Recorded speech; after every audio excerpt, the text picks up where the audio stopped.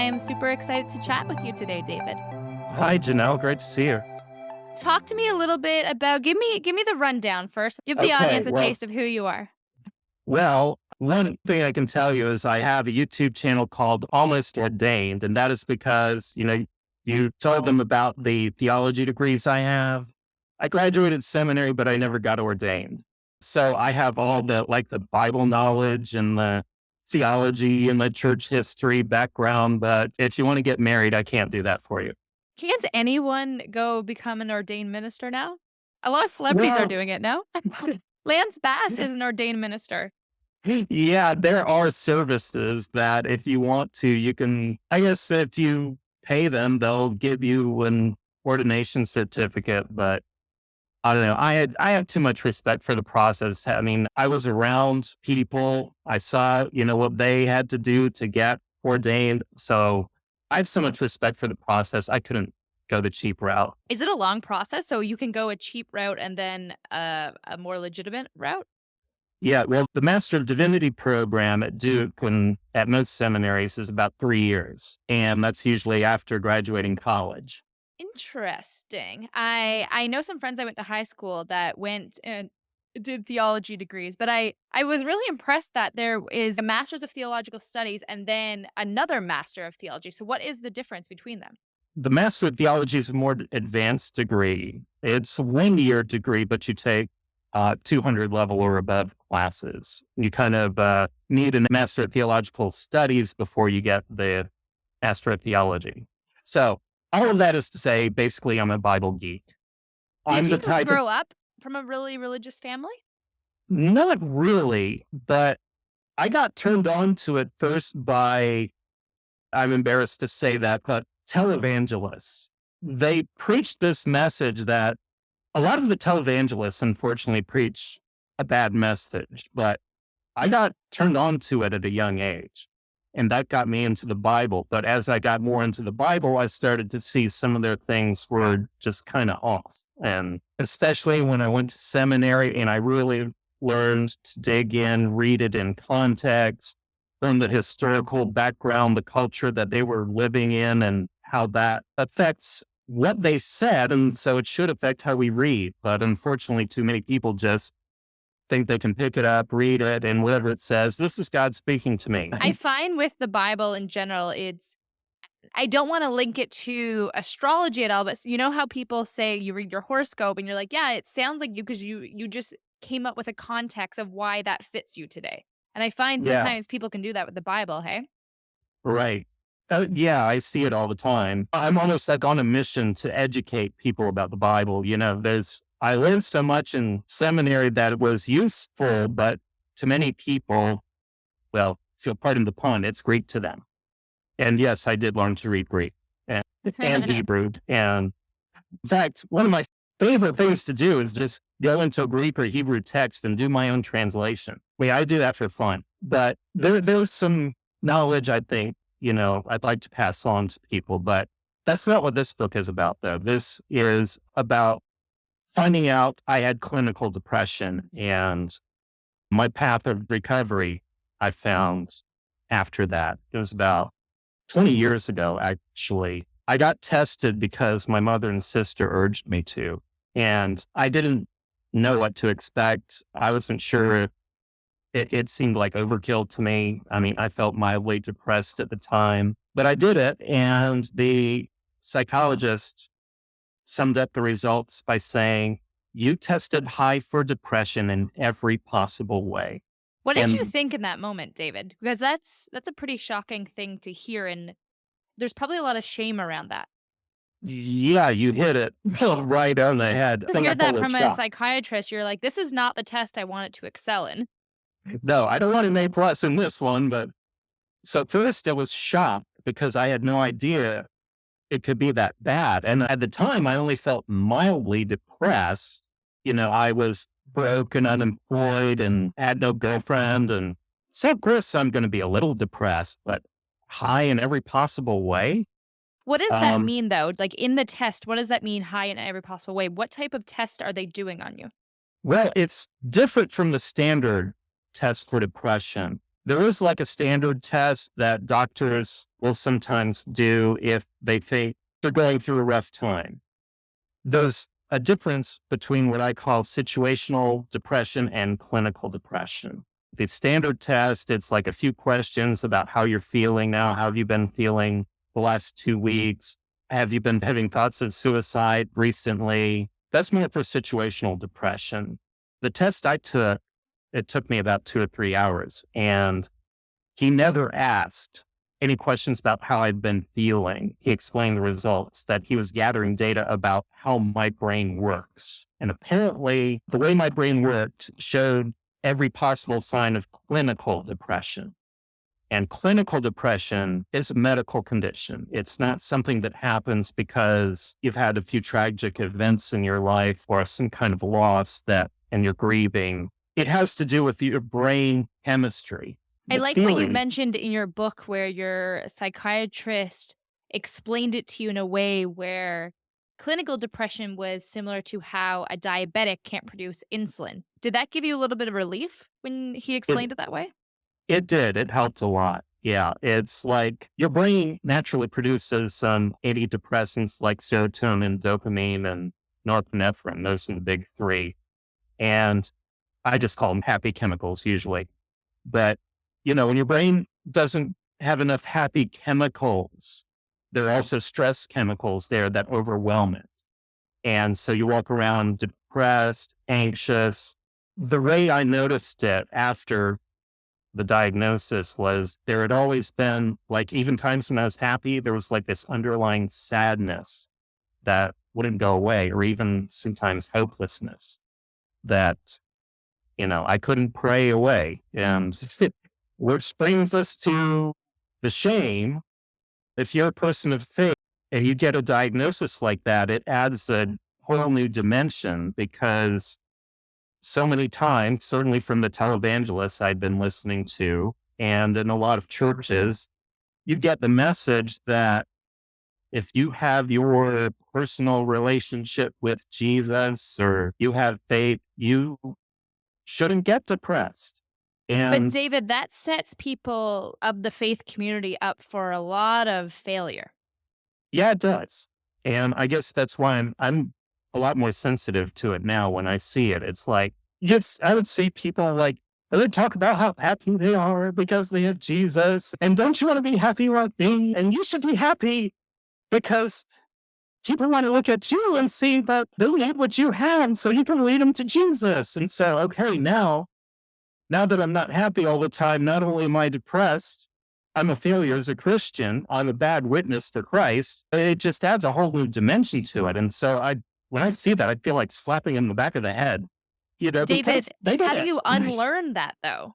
It's so easy to say like those two things aren't logical, but you tell a Christian that or someone of the faith community, and being full of faith and being depressed in their mind very mutually exclusive. But it's not like that. Right. Well, I had to unlearn that. And I thought, I had always believed in being honest with God about, whether I'm happy, sad, angry, whatever, I can share that with God. But even so, I guess the shame I felt in that moment showed that whole mindset that had been taught to me.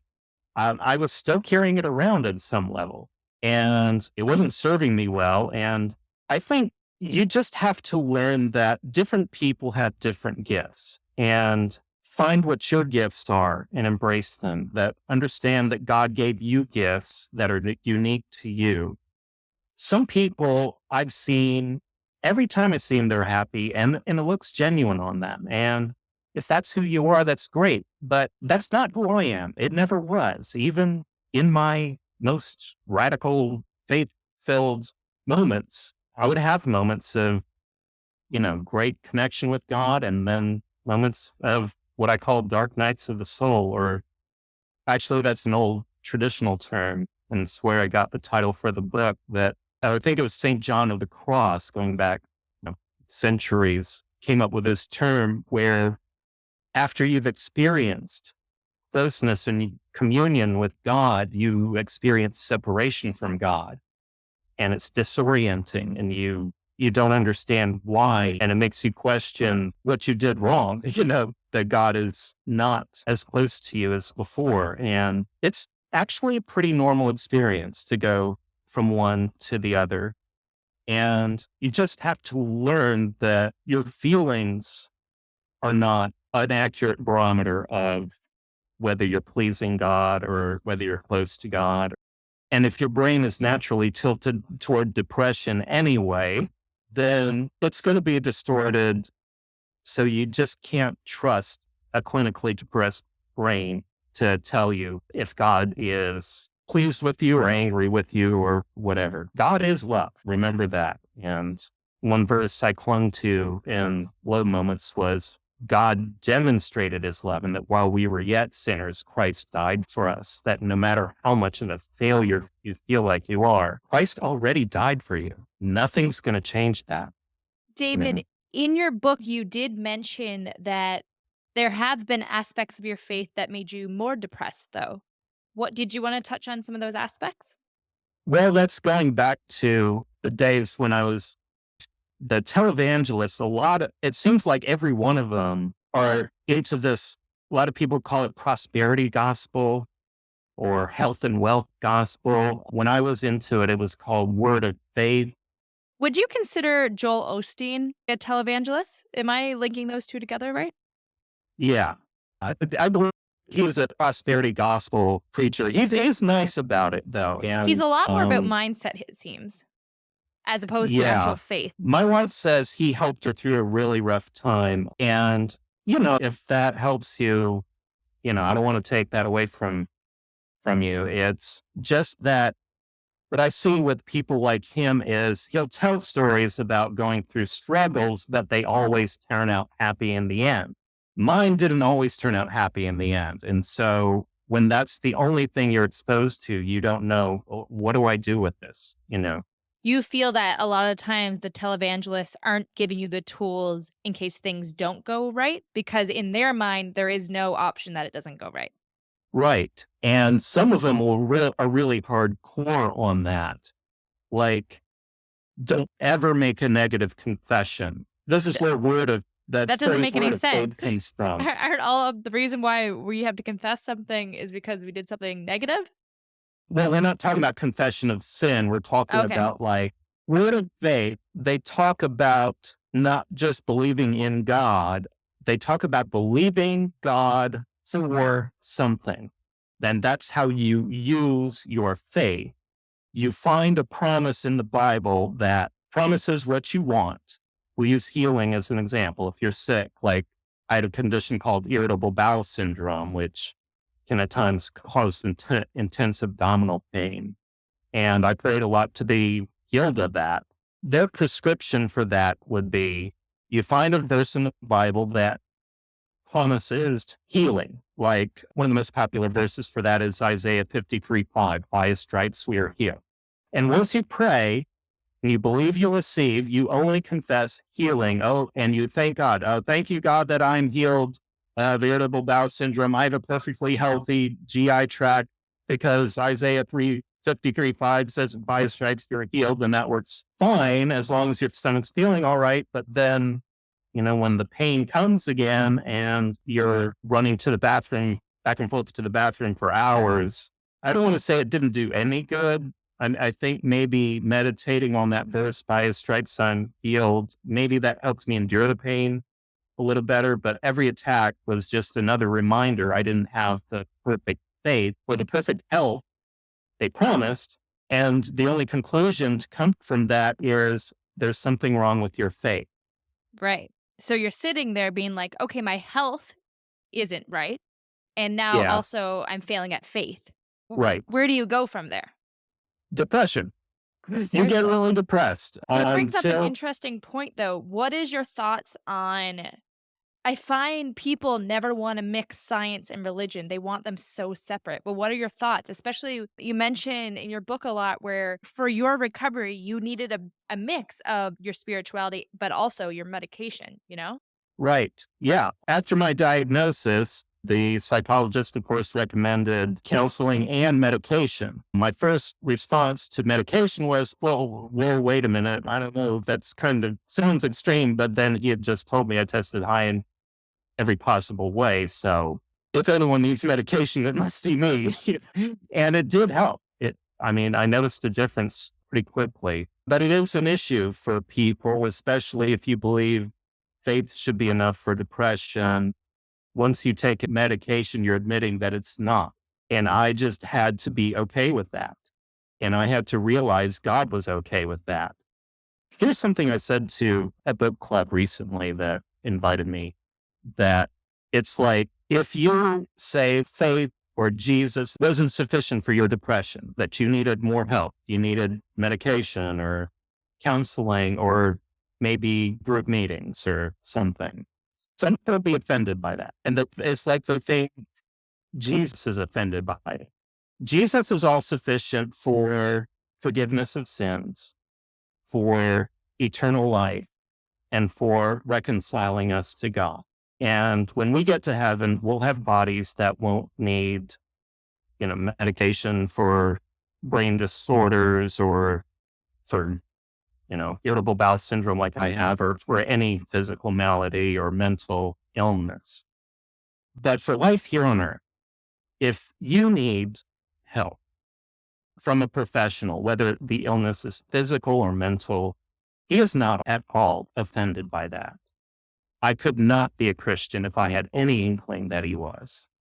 And so I still prayed and I still went to church. I still meditated. I still made that a part of my life, but I also incorporated some, medical science. The more you explain this theory of chemical imbalance in the brain, the more it made sense of things in my life in the past. And the fact that the medication helped me, I think, just further confirmed that everyone's depression is going to be different. Some types respond well to medication, some don't. But in my case, it did. And, I'm grateful for that. Why do you think people, Christian or not Christian, are so resistant to taking medication for depression? Well, it goes back to, we get this message implicit and explicit that people that have been good testimonials that say, I went to psychiatrist for help and they couldn't help me at all. And then I found Jesus and now I'm all healed. My mind is perfectly good now. And I'm happy all the time. And yeah, that's not everyone's experience. Do you And think there's a little bit of a exaggeration there? And if so, what do you think their intentions are of exaggerating that? Or do you think that's actually what they believe? I think a lot of times it is exaggerated and a lot of times they do it because they want to believe it. And I wanted to believe it for years that, I wanted that as part of my testimony that I used to be depressed and now I'm not. But when I got that diagnosis, I couldn't play that game anymore. So I started looking for plan B. And if you are into this word of faith way of thinking, you can't ever make a negative statement because then, if you prayed to be healed from depression and then you say, I'm depressed, well, you just undid all your prayers. And you have to start over again, basically. I'm actually doing the thing on my channel of just totally deconstructing that whole theology behind that, because it is almost, every scripture they quote to justify it, I can tell you, this is where my seminary background comes in useful. Every time they quote scripture, it's out of context, especially in the context of that kind of promoting that kind of theology. And it's not just, wrong and heretical, it's harmful. So I think I needed to have that deconstructed for me. And, I want to help people. For anyone else out there who needs that deconstructed, I can tell you it's possible. I think, but a lot of them, the fear, there's a lot of fear behind it because a lot of people started that deconstruction and kept deconstructing and never went into reconstructing faith. they are atheists now. And from what I've been through, I can see how that happened. And they're afraid that'll happen to them too. They are afraid that once they start deconstructing, they won't be able to stop it. That's a powerful thought. Yeah. But it is sometimes deconstruction is necessary. We have to leave the false gods if we want to know what God really is. As long as you're following a false God in that word of faith, God is totally false. You're never going to know God as God truly is. What do you mean by that? A false god?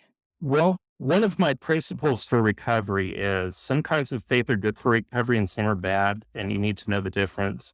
Faith that is good for recovery is, it recognizes God is God and we are not. The Bible is useful. It's for many things. It's useful for getting to know God, but there's so much, you mentioned the anti-science sentiment that's so rampant among Christians now. It's like any new scientific discovery takes away some cherished belief you had about God. I heard sometime before someone on TV say, I can prove God's existence. Every day, sun goes up, sun goes down, tide goes in, tide goes out, never a miscommunication. And I'm thinking, oh, for the days when it was that simple. I was I just going to didn't. say that. I'm like, are we in the 1800s? This seems pretty simplified. What about the days when it rains? Metaphorically and literally, is there no God anymore? Well, well, the Bible says, God makes the sun shine and the rain fall on the rich and the poor, the just and the unjust. There are some gifts God gives to everyone, and nature is part of that. In that society, the rain was just as important as the sun. Without the rain, their crops wouldn't grow and they had no food. And their whole Right. economy was based mostly around agriculture. We tend to think of, sun and rain as good and bad, but for them, both were good. But God gives it to both people who are just and unjust, and Right. that's part of grace. But there's so many false gods I could talk about, but here's what I've come to believe. God is love. That's really the only principle of my faith that I hold to, like, is I just absolutely won't compromise. I used to have a long list of things that I thought I could never compromise, but over time, that list kept getting shorter and shorter and shorter and shorter. Now I'm just down to God is love. Okay. But that's important, not just if you're Christian. I think it's important for any religion. The Absolutely agree. legitimacy of any religion comes down to what did they teach you about love? How did they encourage love? And sin, again, I used to have a long list. My idea of sin used to be long. Now it's simply any way we fail to love our neighbor as ourselves. A lot of things I thought were black and white became like rare. I used to be sure, like, an atheist was going to hell because they don't believe, but I've seen a lot of atheists who they have very good reasons for not believing. And I don't know how much time we have, but I could tell you a little story. This was something I saw recently from one of these word of faith preachers back in March. He tried to take authority over COVID-19 and thought he could save everybody in America from COVID-19 with his authority as a prophet of God. It was April 2nd. This was the last thing he did. He did a few things before that, but for the sake of time, I'll just tell you this last thing. He called out some of his associates to the stage and had them declare with him, putting this word of faith, we're going to speak COVID-19 out of existence. So he says, Bill Gates is sitting there laughing, isn't he? yeah, it was kind of, it was one of the most bizarre things I've ever seen. And I followed this guy for years. I thought I'd seen some things before, but he read from Exodus chapter 15, saying, which was about God delivering the Israelites from Egypt by parting the Red Sea. And if you read the text, it says that God caused this great wind to blow that pushed the waters back and kept pushing them back until it cleared this path so that the Israelites could walk across on dry ground. And then, of course, when the Israelites had gone through and the Egyptians tried to chase them, God made the wind stop. The wind and the waters that were being held back came back in. So he thought he's going to defeat COVID-19 with this great wind to blow in a heat wave, because there was this rumor going around that when the temperature gets to 75, 80, 85, 90 degrees, it kept going up. Like a temperature hits a certain level and it'll kill off COVID-19. So he's going to blow in a heat wave all over the country, cause this wind to blow in a heat wave that'll come in and destroy COVID-19 all over America and anywhere else in the world that's needed, which is, pretty much everywhere. And What are you sitting there thinking? You're just like, as a I, Christian, are you embarrassed? I was really, it's like, Like you're sitting there being like, you are it's giving us a really, bad rap right now. totally. I mean, and then after that, when he gives the invitation to receive Christ and people reject that, are they rejecting Christ or are they rejecting the false God they just saw him present, which But the they funny should thing is, reject? David, he's not going to open a space to allow people to question him. And that's That's, what I don't like, you know? yeah, eventually that became a problem for me too. I was willing to put up with that for a long time because I thought if I believe the same way he does, I'll be able to perform the same miracles and the same healings that he does. And eventually I found out there were He's really a no he's a miracles. he's a bit of a goof. Yeah, there were no miracles. There were no healings. Nothing more than a placebo effect. I mean, this is, it's too bad that the placebo effect is possible because it allows them to fool a lot of people. People, they have terrible pain and then the pain is gone. That was a placebo effect. But they get up and say, I'm healed. But then they go home, the placebo wears off in a few hours, and well, you stopped believing. That's why you got sick again. And it becomes this vicious cycle of Yep. got to go to a meeting, get that placebo again. And now I think, now I'm really healed. And a few hours later, oh, the symptoms came back. What's wrong with my food? I thought I believed I received my healing. And it's just a mess. I was, after going through that for, 10 years or so, I was a mess. But really, That type I of faith found can out damage you a lot. it did. And I'm just really glad that when I left that, a lot of people who are in it, they know something's wrong, but they're afraid to leave it because maybe they're afraid they're going to hell or they're afraid of losing their family or their community, which happens a lot of times, or they're afraid that they'll lose their faith altogether. When I walked away, I don't know how to describe it. It just like, I knew God was with me because I was pursuing the truth. God, there's a verse somewhere in Psalm 51, God desires truth in the inward parts. And What does that mean? so deep down inside, you know something's wrong, but you're trying to convince yourself, you're trying to force yourself to believe something that you just know is not true. That is not faith. That is denial.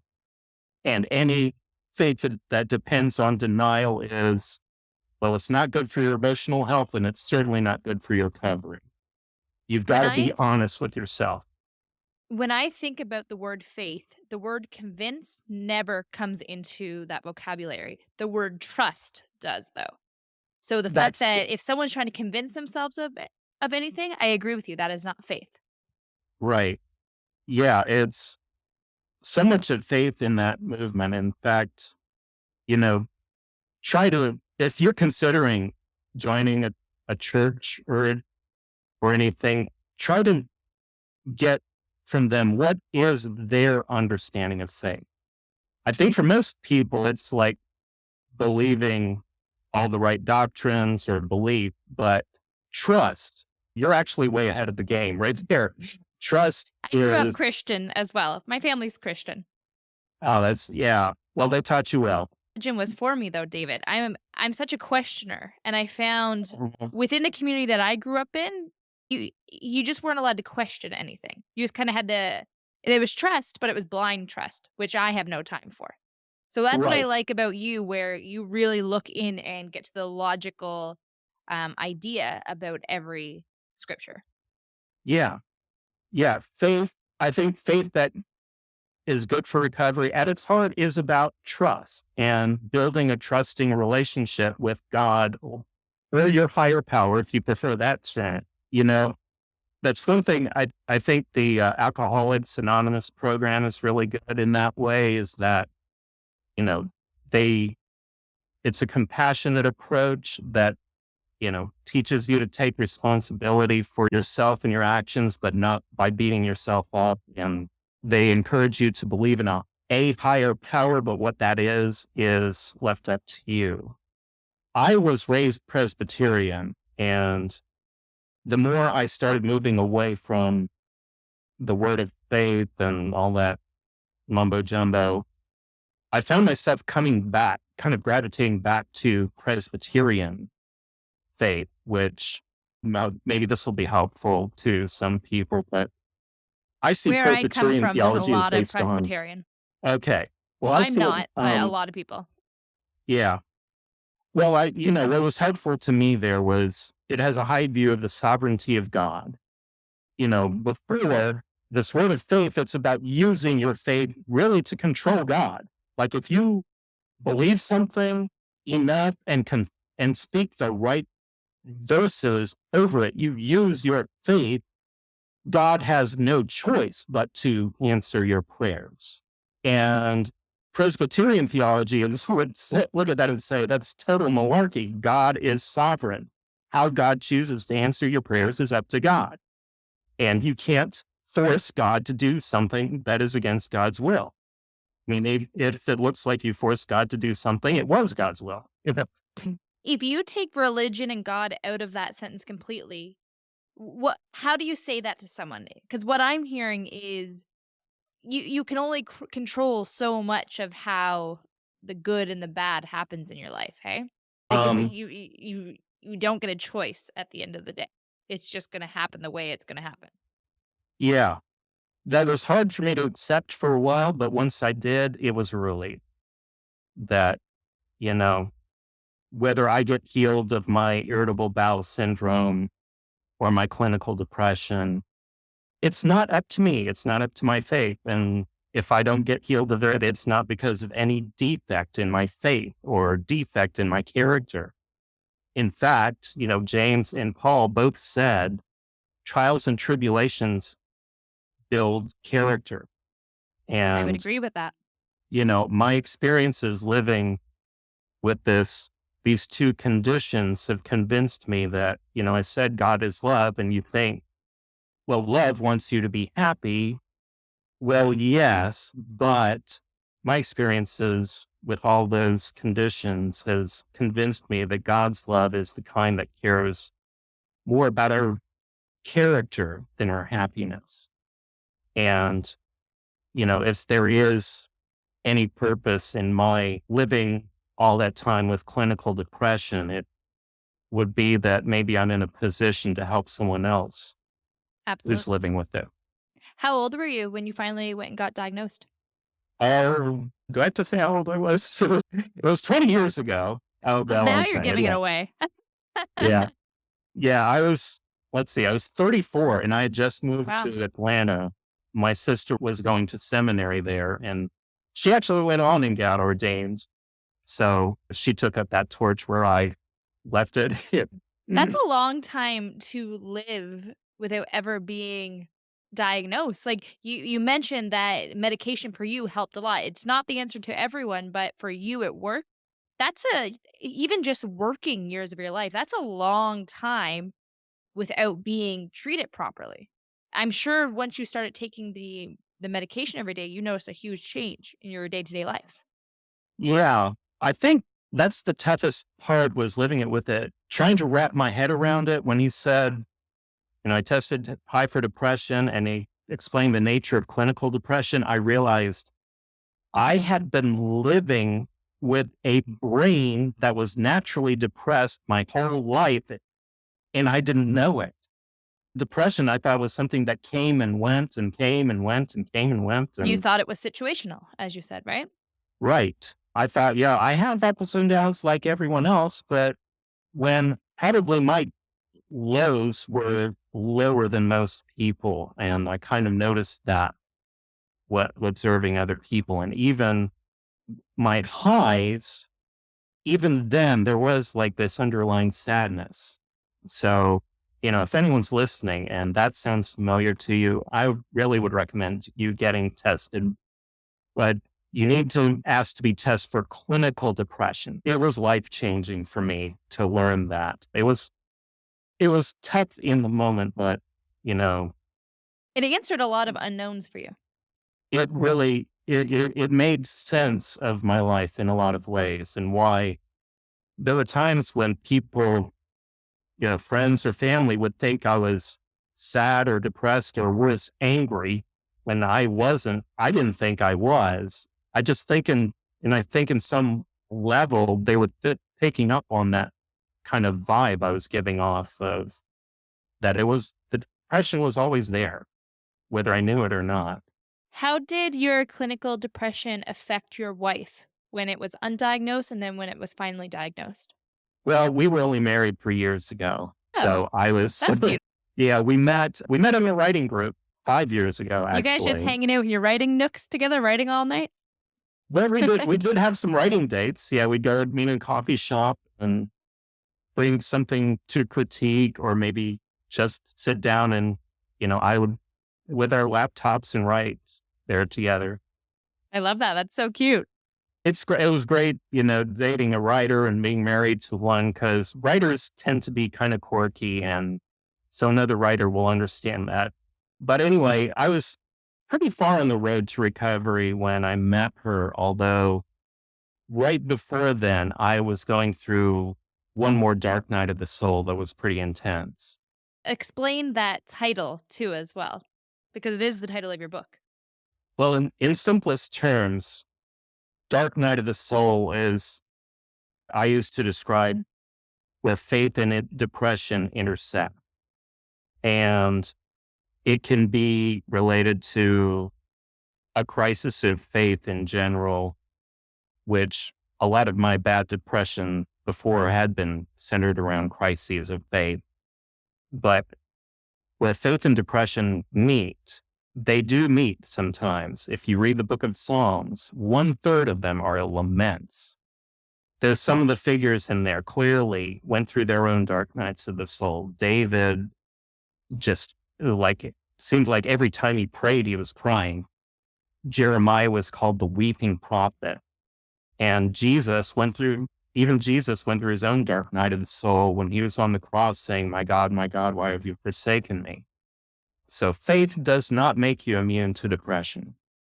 Is that tough to tell the rest of the people in your faith community? Actually, I found a lot of them have been receptive to it. Oh, I that's think surprising. now, if I were to talk to people like, that preacher I told you about who's summoning a heat wave.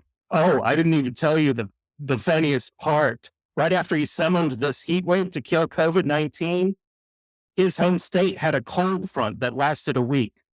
Stop. Oh, Where does he live? Texas. How do you get a cold front in Texas? Well, I mean, yeah, it can get cold there sometimes, but then, Oh my you god. know, he is summoning a heat wave and Did you it say gets this was on cold. YouTube? It's on YouTube, yes. Is anyone commenting on the cold front or is anyone trolling? I'm sure they are. I really, it was just, and I could, I think it's almost funny, but the sad thing That's is so funny.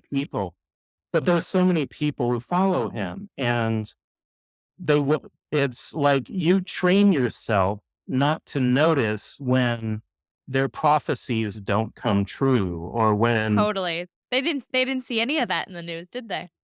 no. But anyway, yeah, there are a lot of Christians out there outside of that kind of prosperity gospel, word of faith genre, getting away from the televangelism.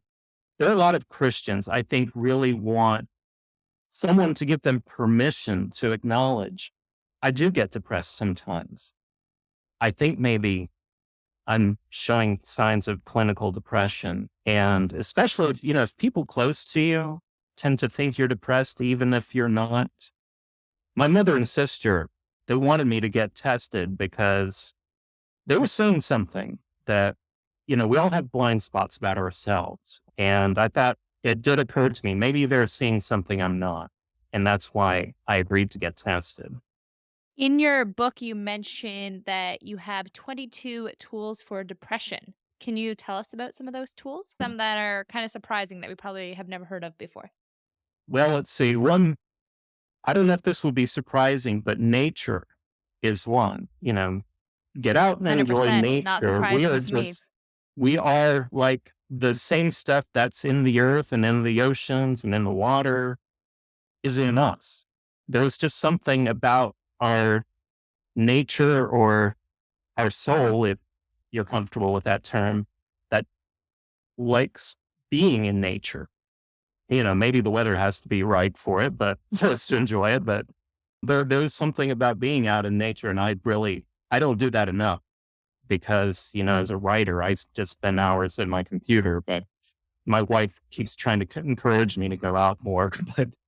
But that was one thing. A surprising thing. Oh yeah. Cannabis oil might have some antidepressant properties. As I named that in the book because I'd seen some reports on it. I don't know if there's been enough testing on it yet, so I'm not sure about it, but it might be some tests do look promising. And then there's a new kind of magnet treatment where it's not like electrodes or electric shock, but they put some magnets to your brain and they direct it at the area that is associated with depression. And so it's a lot more targeted than medication, which, medication, it's going to go through your entire body. But this way they're able to target treatment right there. It involved a little more commitment than I am able to give. It's like the treatments are like 5 days a week for 6 weeks. But for people who are able to do it, the results had been very encouraging. Very interesting. I'll have to look into that. Mm. David, one part of your book that I found intriguing given the time of year that we're going into is you mentioned that depression and suicide go up during the holidays. And you called your chapters The Holiday Blues and The Longest Night Service.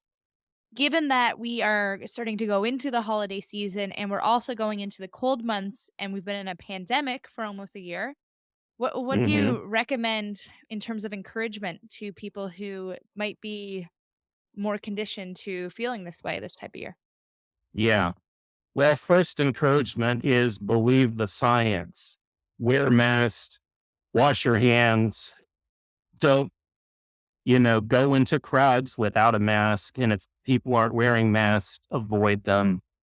I'm very discouraged by how people are just, you know, ignoring all of that. Do what you can to avoid COVID-19 for one thing. Don't forget physical health. Sleep is important as well as mental health.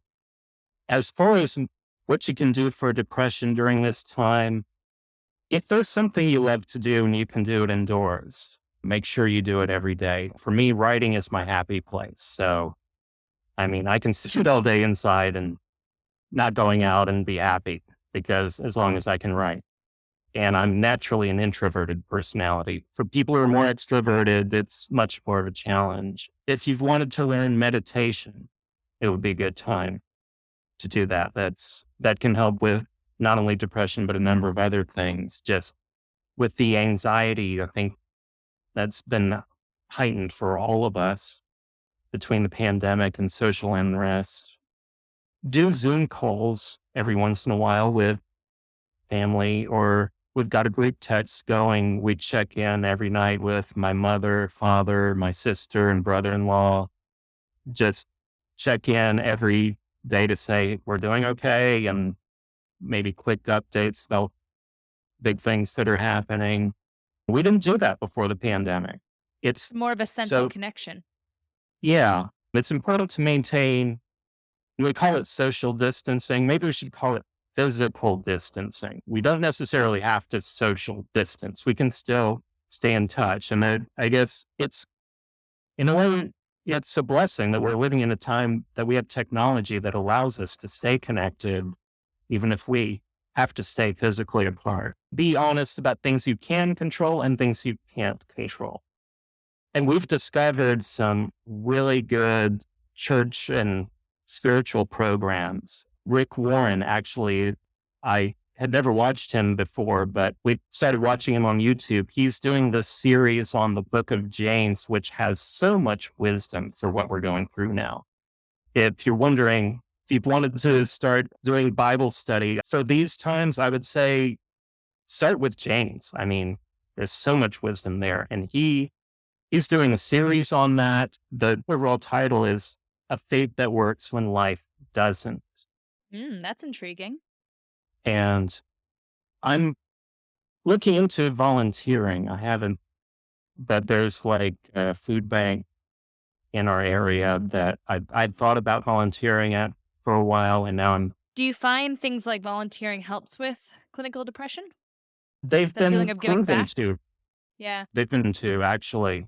There was a pretty wealthy philanthropist who was like going all over the world helping villages get like clean water or start like cottage industries so they can be economically self-sufficient. And it is a saying, be selfish, help someone. I like that. It's yeah, some play on words. It makes you be like, "Wait, what did you just say?" But it makes you like think about it. Yeah, I mean, I love that. studies have shown people who volunteer, it's like 2 to 4 hours a week. You volunteer 2 to 4 hours a week, people are happier and they live longer. I agree. I've read those studies before, and Mhm. I know the times in my life that I volunteered or have helped people in some way or another. You feel good, and I love the I always believe in the thought process of if you want more of something, give more of it. So if you're trying to call Right. in a lot more money, be willing to give more money out.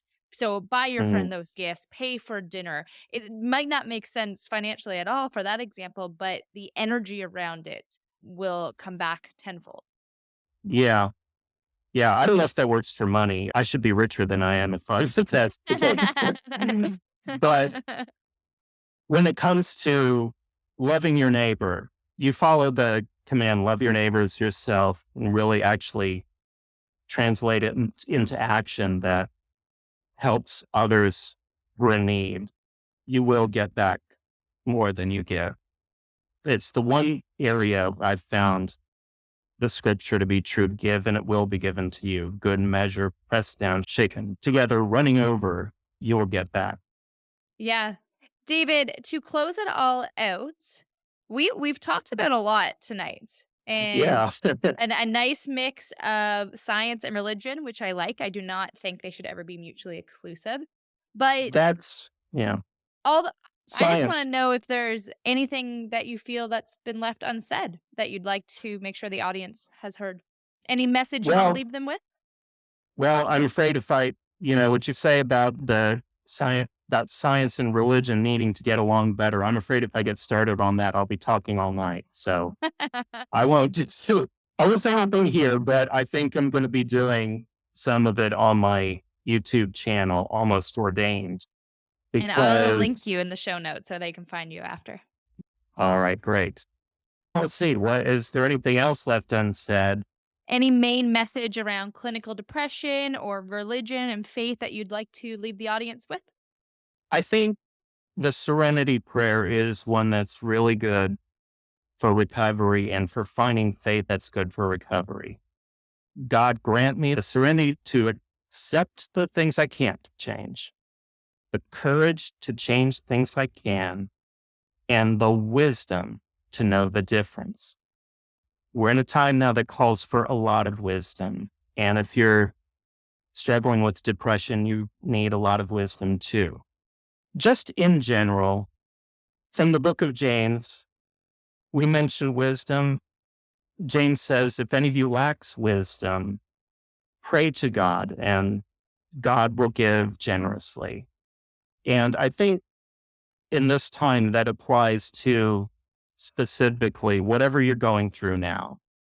You may have a hard time seeing any good that can come from it. There's a line from Romans chapter 8, verse 28. We know that all things work together for good for those who love God and are called according to his purpose, but you may be having a hard time seeing any good, how it's possible. That's the time when James' words, I think, are very important. Pray for wisdom. Pray for God to give you the wisdom to see how something good can come from the quarantines or all the adjustments we've had to make, the loss of business. If you think you've had to live with depression for so long and you shouldn't, or something good, God can bring something good out of it. If you're having trouble seeing it, pray for wisdom. And if you let me know too, I'll pray for you as well. Wisdom is important for depression. It's important for going through any tough times, even if you don't have clinical depression. But I know the times I went through have made me so much more compassionate towards people, and my own experience with depression and learning I have clinical depression. It's made me more compassionate toward people with mental illness of all kinds. And something good will come from it, even if it only shows a change in your character and a greater ability to love your neighbor as yourself. Compassion is key, I find, especially through any of your own personal hardship or especially if someone else is going through it. You just don't know what anyone's going through in run of the day, and unless you have that kindness and compassion, you need that to get through every day. Right. Another line from James, every good and perfect gift comes from the Father of lights. And that is not just spiritual things, but I think, the advances our medicine today and our treatment for mental illness, physical and mental illness, is so far beyond what it was in the time of James and the apostles. That, I believe, is a blessing from God. And you should never feel like it's compromising your faith if you use that for help. Jesus will not be offended if you need professional help, whether it's physical or mental health. That is one of those, and that is among those good and perfect gifts that is a blessing from God. Well, David, I just want to thank you for all of your time chatting so openly about religion and your struggles with clinical depression. I've read a few chapters of your book so far and I can't wait to read the rest, and I encourage anyone listening to check out David's book. I myself do not struggle with depression and I'm also not a very religious person, but I'm finding your book very fascinating. So I'd recommend it to any person. A lot of knowledge to gain from your book, and your writing style is fantastic. Well, I appreciate that. Well, as a writer, there can't be any greater compliment than that. So, yeah. And it was exactly what I was hoping that it would not. I mean, I wanted to address issues of faith and depression, but I wanted it to speak to people like you don't have to be Christian to get something out of it, or you don't have to believe the same way I do to get something out of it. I was hoping that would be the case. That's absolutely the case. All right. Well, thanks so much. And they can order the book on Amazon, and I am working on making it available in libraries and bookstores as well. It's available on Kindle and will soon be available. I guess by the time this airs, it'll be available in paperback too. Hopefully as an audiobook as well. And for all my Canadian listeners, the Kindle version is $4.99. So you have no reason not to grab it. Yeah, Canadian dollars apparently takes more Canadian dollars than American dollars. I don't know how that works, but That's economics for you. That's a yeah, whole other discussion. That is mutually exclusive from science and religion, or is it? I don't know. um, Well, you're welcome back anytime. I'm sure by the time your next book comes out or whatever you're up to next, we'll have lots to chat about. yeah, I'd love to. It's been great. Awesome. So. Thank you so much.